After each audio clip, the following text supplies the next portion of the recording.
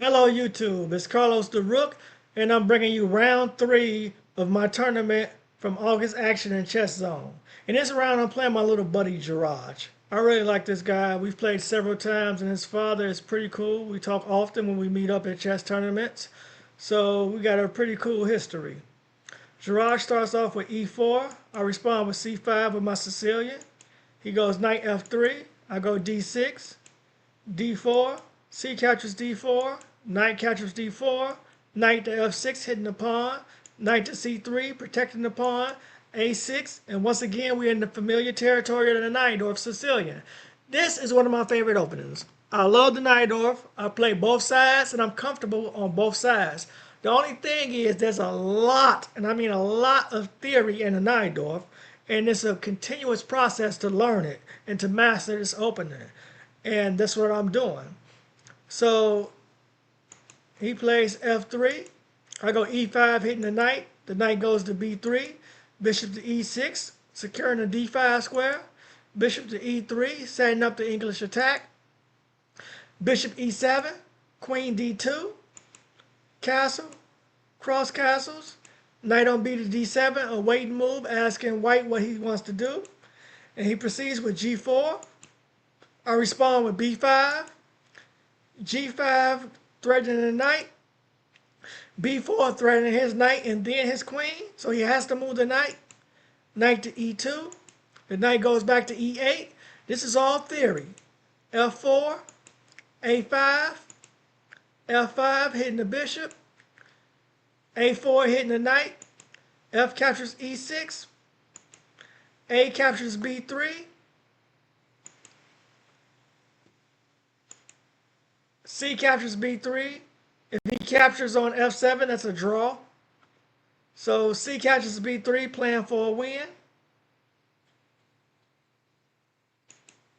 I capture on e6, and here he played king b1. And I had to think for a second because this is not the main line. So I was trying to remember what the main line was here and what my move was supposed to be here, and I just couldn't remember it. And I mixed up lines and thought we was in a different line, and I went queen a5, which is not the correct move. Queen a5 gives white an advantage of 1.26 according to Stockfish. The move was rook captures a2. And then he has to play bishop h3. Then it's queen a5.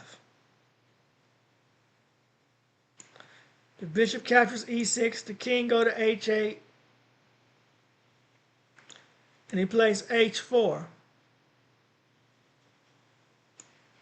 And we play knight c5. And this is a equal position. White has a very minimal advantage, but the position is considered equal. And if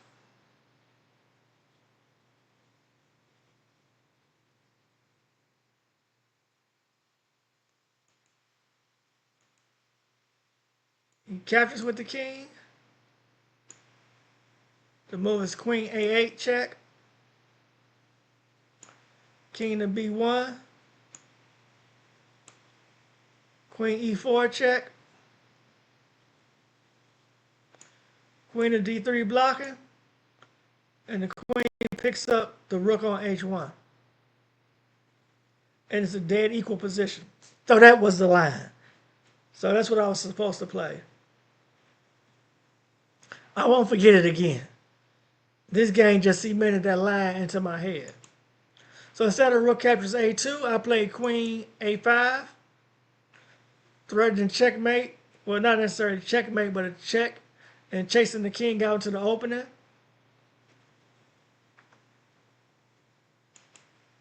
He responded correctly, knight c1, blocking that. I went knight c7 with the idea of bringing the knight maybe to b5 and then d4. He went bishop c4. So the knight on c7 protects that e6 square. and the e6 pawn also. So I went knight b6, threatening to capture that bishop, that pesky light square bishop. He gives up his bishop pair. I capture back with the queen. And he swings his queen to g2 with the idea of h4 and having a pawn storm on the king side. That's his idea of queen d2. It protects the d5 pawn. And he starts pushing his pawns over here. So I went rook f2, hitting the queen, asking the queen to move around somewhere. And what I want here is queen e3. Let me show you. Queen e3. And then from there, finding some way to hit the b2 pawn. That was my idea. So his queen goes to g4. And here, he's got two pieces attacking my e6 pawn. So I couldn't see a way of defending this, what I was supposed to do. Stockfish is saying I should have went rook f, no, not rook f5, that's wrong. Rook f4. Hitting the queen. And then wants queen back to g2. But what if the bishop just takes here? Bishop captures e6. Just sidestep, king h8. Only move. Then queen h3 is the move. Then his knight captures e6. Queen captures e6. Bishop to g5. And now black has an advantage. Then rook captures d6 is the only move.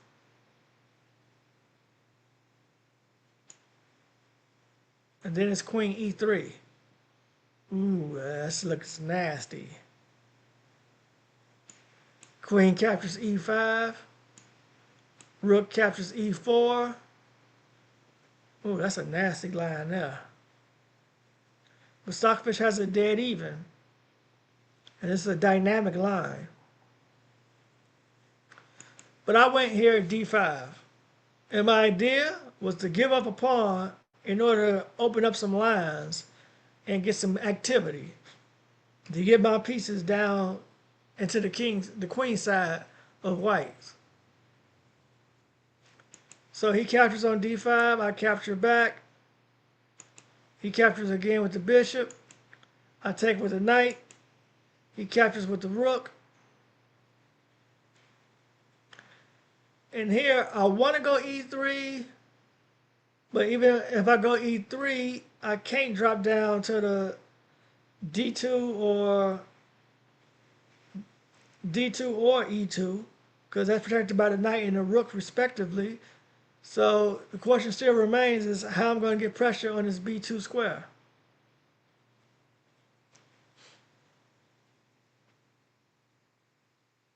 So instead, I went c6. And here I thought I had came up with a savvy move. I'm thinking, hey, I'm skewering both rooks and he's in trouble. Because if you move one rook,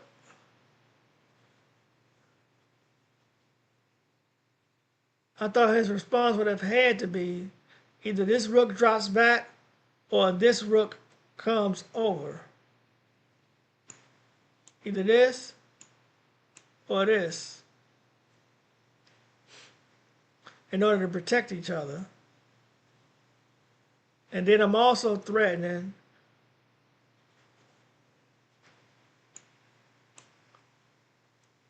queen c2 check followed by checkmate on b2. So I didn't think he could block all of those threats, but he could. And he did. With his next move, queen c4. Now the rook's protected.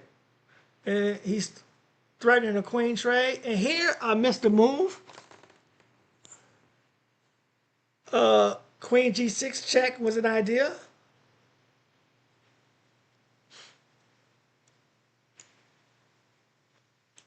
Here, that's an idea. Queen g6 check. Putting some pressure down this way. And we'll also got to watch out because he got a skewer. Once that rook moves, that queen's got to check on me.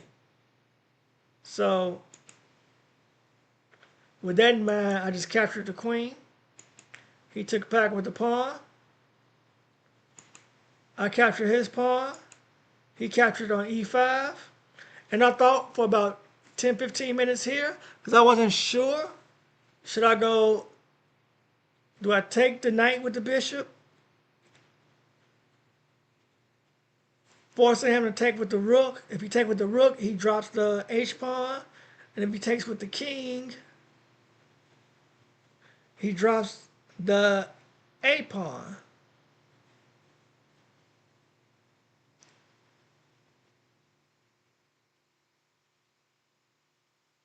Stockfish just wants h6. And it got the position as equal with h6. But I went for the next best move in this position. I went bishop f6. Knowing rook to e2 will be the follow-up. He plays rook e2. And Stockfish wants me to trade off rooks. Rook captures e2, knight captures e2, and it has a position as equal. But I didn't want to do that. I was still trying to play for a win. Trying to find some way to drum up some activity. So I went rook f4, threatening the pawn. He responded with rook c2. Now his rook's behind the pawn. That makes that pawn real strong with a rook behind it. I should have just took the rook. That way he went ahead and a rook behind it. It would have been a knight right there, and then I could have put pressure on that pawn.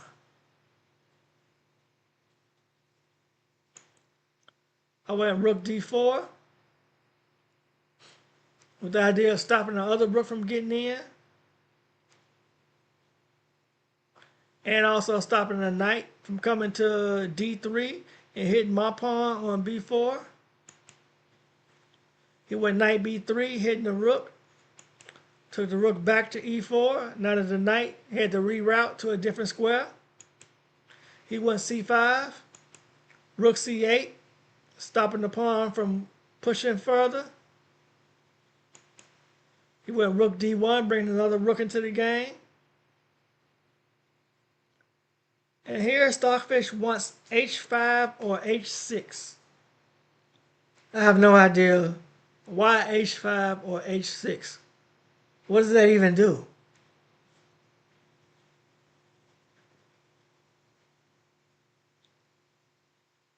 It wants h5, c6,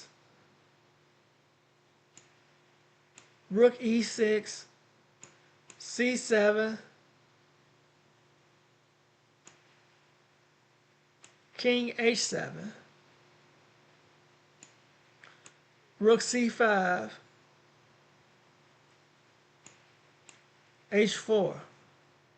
So I think Stockfish is trying to set up a fortress between the bishops, the pawn, and the king. And then use the rooks to put pressure on this pawn, maybe? Maybe that's the idea? It has a position that's equal. But I'm not Stockfish. I play rook e5. And my idea is to bring the other rook to c6 and then bishop to e7 and pick at the pawn. He went rook c4, threatening my pawn, my b pawn. So I dropped the rook back to put pressure on his pawn, on the h file, and on the b2 pawn. He went rook d2. I take the rook. He takes back with the knight. I went bishop to d8.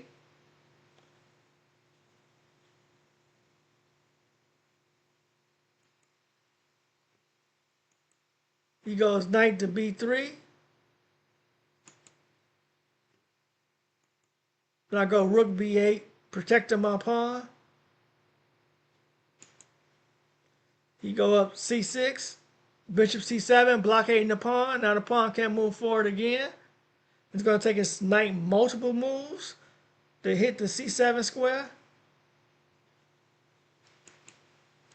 So he plays h4. I play king f7, start moving my king over to this side of the action. Knight c5. And his idea is knight a6. So I go rook b6, the only move to stop the knight. And he moves his knight back to d3. Now he's hitting the pawn with 2 pieces, threatening to capture. So I go b3. And the idea is if you capture on b3, I capture back with the rook. I'm active. Yes, you got this pawn right here, but my king's coming over there. My rook can always drop back, and I can put heavy pressure on this pawn. And then I still got 2-on-1 on the king side. If I create a passed pawn over here, then that has to be addressed.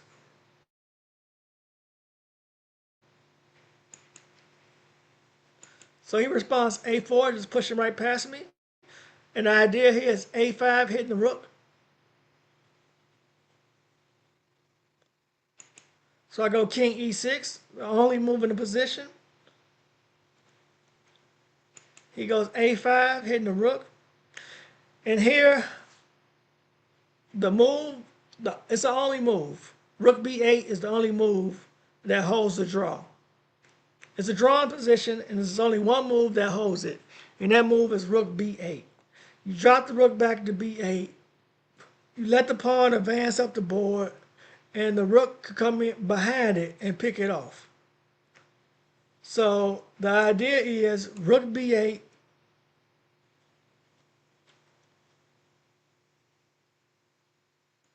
a6,